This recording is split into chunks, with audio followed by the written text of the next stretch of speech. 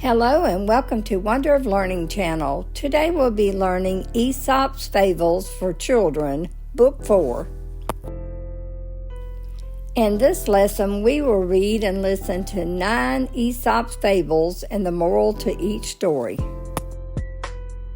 Table of Contents: the Eagle and the Arrow, the Cat Maiden, the Bundle of Sticks, the Fox Without a Tail, the Fox and the Mosquitoes, the Goose and the Golden Eggs, the Two Fellows and the Bear, the Bat, the Birds and the Beast, the Town Mouse and the Country Mouse. The Eagle and the Arrow. An eagle was soaring through the air when suddenly it heard the whiz of an arrow and felt itself wounded to death. Slowly it fluttered down to the earth with its lifeblood pouring out of it. Looking down at the arrow with which it had been pierced, it found that the shaft of the arrow had been feathered with one of its own plumes. Alas, it cried as it died. The moral is, we often give our enemies the means for our own destruction. The Cat Maiden. The gods were once disputing whether it was possible for a living being to change its nature. Jupiter said yes, and Venus said no. So, to try the question, Jupiter turned a cat into a maiden and gave her a young man for a wife. The wedding was duly performed, and the young couple sat down to the wedding feast. "See," said Jupiter to Venus, "how becomingly she behaves. Who could tell that yesterday she was but a cat? Surely her nature is changed." "Wait a minute," replied Venus, and let loose a mouse into the room. No sooner did the bride see this than she jumped up from her seat and tried to pounce upon the mouse. "Ah, you see," said Venus. The moral is, nature will out.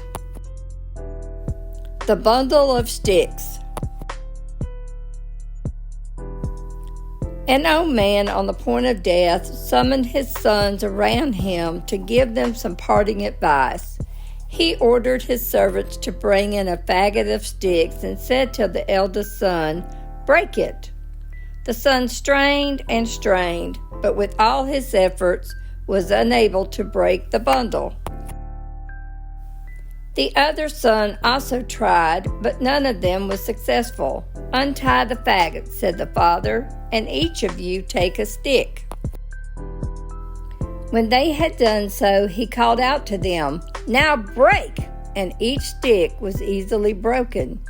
"You see my meaning," said their father. "The moral is, union gives strength." The Fox Without a Tail. It happened that a fox caught its tail in a trap, and in struggling to release himself, lost all of it but the stump. At first he was ashamed to show himself among his fellow foxes. But at last he determined to put a bolder face upon his misfortune, and summoned all the foxes to a general meeting to consider a proposal which he had to place before them. When they had assembled together, the fox proposed that they all should do away with their tails. He pointed out how inconvenient a tail was when they were being pursued by their enemies, the dogs. How much it was in the way when they desired to sit down and hold a friendly conversation with one another. He failed to see any advantage in carrying about such a useless encumbrance. "That is all very well," said one of the older foxes, "but I do not think you would have recommended us to dispense with our chief ornament if you had not happened to lose it yourself." The moral is, distrust interested advice. The Fox and the Mosquitoes. A fox, after crossing a river, got its tail entangled in a bush and could not move. A number of mosquitoes, seeing its plight, settled upon it and enjoyed a good meal undisturbed by its tail. A hedgehog strolling by took pity upon the fox and went up to him. "You are in a bad way, neighbor," said the hedgehog. "Shall I relieve you by driving off those mosquitoes who are sucking your blood?" "Thank you, Master Hedgehog," said the fox, "but I would rather not." "Why, how is that?" asked the hedgehog. "Well, you see," was the answer, "these mosquitoes have had their fill. The moral is, if you drive these away, others will come with fresh appetite and bleed me to death." The Goose and the Golden Eggs. One day, a countryman, going to the nest of his goose, found there an egg all yellow and glittering. When he took it up, it was as heavy as lead, and he was going to throw it away because he thought it was a trick had been played upon him. But he took it home on second thoughts and soon found to his delight that it was an egg of pure gold. Every morning the same thing occurred, and he soon became rich by selling his eggs. As he grew rich, he grew greedy, and thinking to get at once all the gold the goose could give, he killed it and opened it only to find nothing. The moral is, greed often overreaches itself. The Two Fellows and the Bear. Two fellows were traveling together through a wood when a bear rushed out upon them. One of the travelers happened to be in front, and he seized hold of the branch of a tree and hid himself among the leaves. The other, seeing no help for it, threw himself flat down upon the ground with his face in the dust.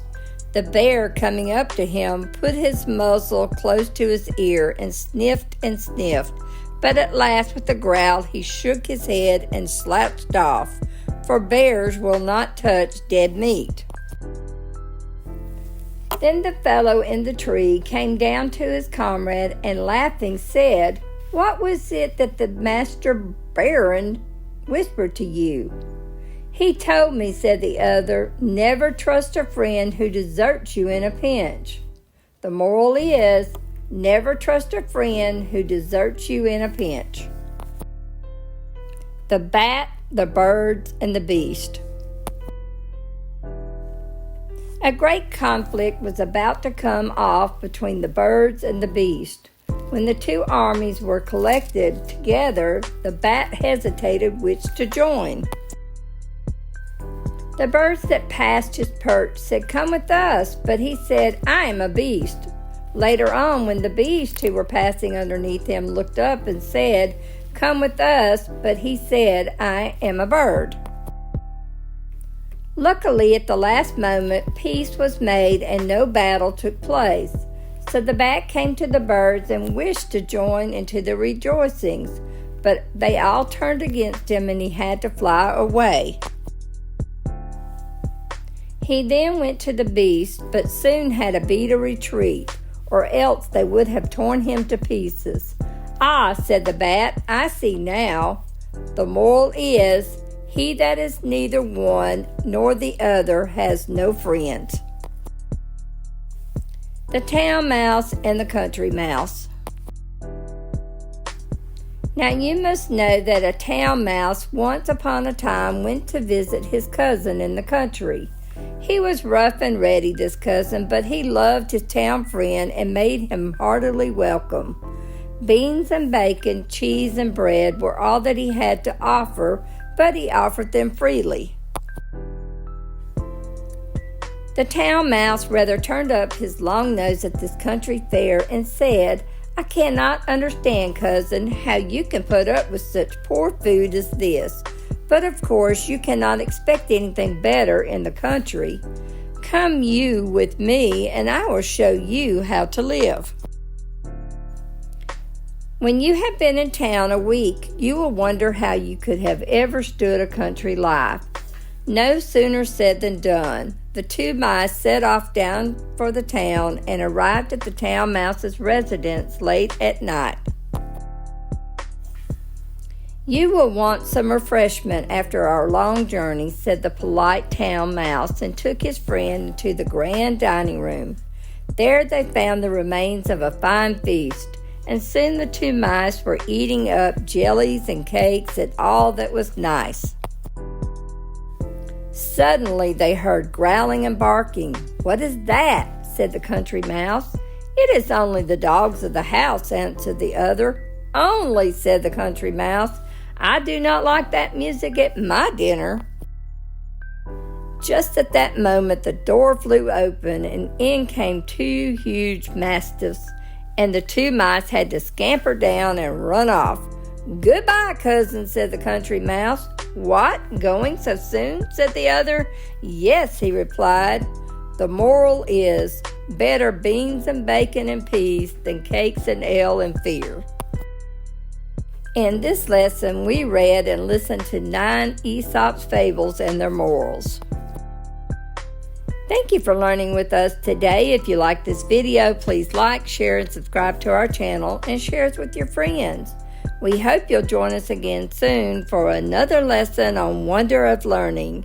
Until then, bye-bye.